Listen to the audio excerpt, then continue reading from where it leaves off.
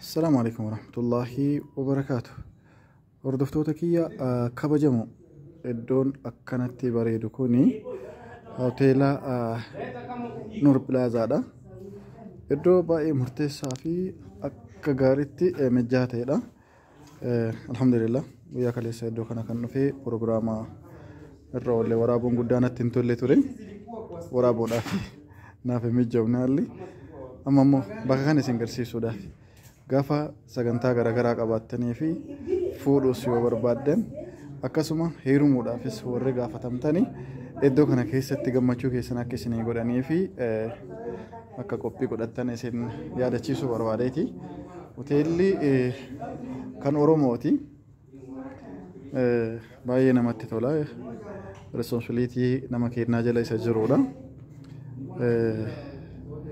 Haalli inni ittiin jiru haalli ittiin nama keessummeessanii akkaataan ittiin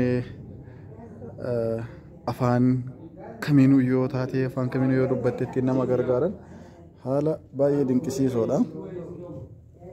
Kanaaf inshaallah iddoon akkanatti bareeda. Maal isiniin haa jedhu as keessatti sagantaa qopheeffachuu qofa odoo hin taane nama mana akkanaa ijaaratee firiidhaan nama gargaaru rabbi isin haa taasisu. Hawaasni keenya hundi isaatu kan duroomee riskiin itti bal'attee wanni babbareedan kunniin saba keenyaan himamu rabbi nu haa taasisu isiniin jecha akkana jirra jechuudha. Ajalatti ergaan qabdanii fi gaafiin qabdan yoo jiraate reediidha. Kunuma mana jirri keenya kuni Dr. Maamushii kanaadha. Warri beektaniin beektanii. Eessa jettanii ammoo nan gaafatina. Magaalaa kamiin akka inni ta'e nan gaafatinaati. Warri naannoo kana jirtan maqaa hoteelaatiin ni beektanii.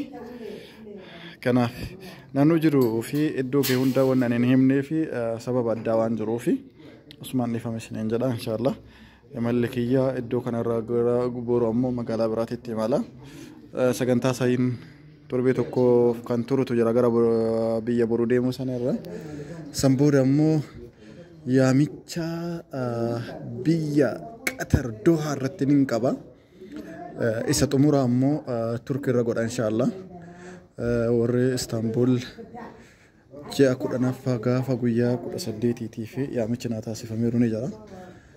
Isa inshaallah achi geenne achi keessin beeksifnu taana kan waliin hordofnu taana. Ammaa fi haalli keessa jirruu fi bakki jirru bakki itti sagantaan irraa gaggeeffamaa oole akkana kan bareedu kana ta'aadha. Kanaafuu gammachuun kun keenya mara keessa maraa ta'u isiniin jedha inshaallah. Yaa weeladha viidiyoo keessa mul'achuun oolu.